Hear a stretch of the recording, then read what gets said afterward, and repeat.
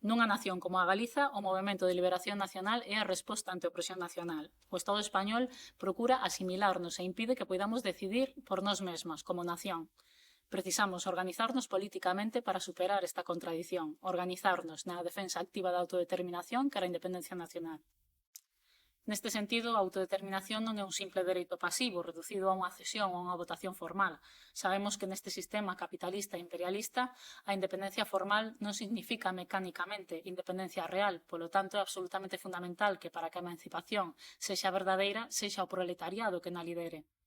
Desde o punto de vista do Estado español, o obxectivo sempre foi neutralizarnos por dúas vías, liquidando os movementos de emancipación ou ben presentando unha solución autonomista. O Estado e as súas clases dominantes buscan pactar para reducir, para pacificar o conflito nacional, e aí corremos o risco de que os propios movementos soberanistas sexamos quen acabe legitimando o marco de dominación en aras dun presunto mal menor. Polo tanto, a única vía real para avanzarmos na superación da contradición nacional é o conflito e a loita, fortalecernos co obxectivo de construir un Estado independente. Desde o Movemento Arredista queremos organizar os sectores máis conscientes da clase traballadora galega dentro do Movemento de Liberación Nacional.